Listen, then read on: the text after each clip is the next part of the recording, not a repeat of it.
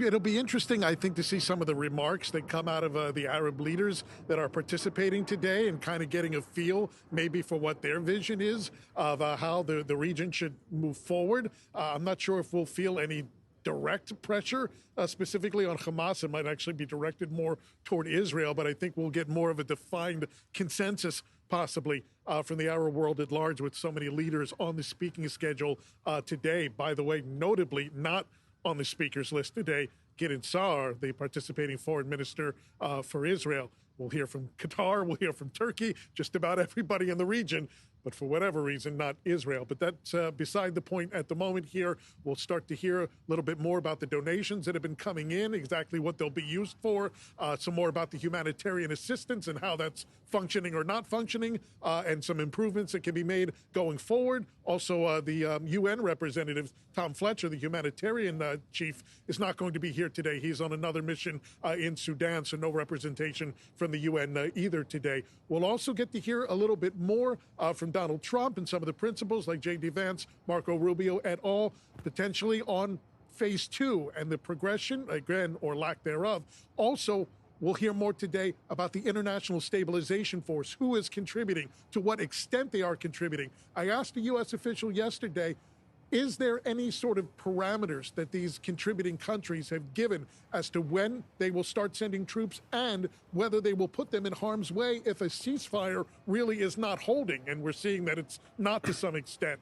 The official told me there have been some questions about how those troops will be sent over if there is a violence still coming from either side. But so far, it's not been a vast impediment to those countries pledging to send those troops. So we'll get more about that as well here today. Aside from the formal agenda, I mean, here you have this unprecedented variety of countries gathering. You touch on some of that here with Israel in the room, whether or not on the podium, in the room for sure. Look, perhaps some of the real business is it set to be happening on the sidelines, you know, similar to the UN General Assembly. Might there be a lot happening off stage around this event? What can you say about that? No doubt whatsoever. There was a delegation gathering earlier today, breakfast just down the block from us here, actually just outside of our field of vision. They're actually gathered down in the main staging area. We saw Gideon Sa'ar back-to-back with Al-Thani from Qatar. I mean, they weren't facing each other, but literally within handshake distance of each other. It's amazing to see everybody gathered in this small location here. Turkey's representative speaking with Bahrain, so on and so forth. So, yes, I do believe there are talks going on the quote-unquote sidelines here. There's not a lot of space. There's not a lot of bilateral meetings on the agenda for today. It seems like this is the main event, per se. But yes, no doubt whatsoever, there are talks going on between these particular leaders about, you know, a viable path forward and exactly how you kind of square all the pegs together here in this circle and try to find a way with everybody's divergent interests to really make the best of the situation. By the way, it's interesting to note, it's not just the number of countries that are here.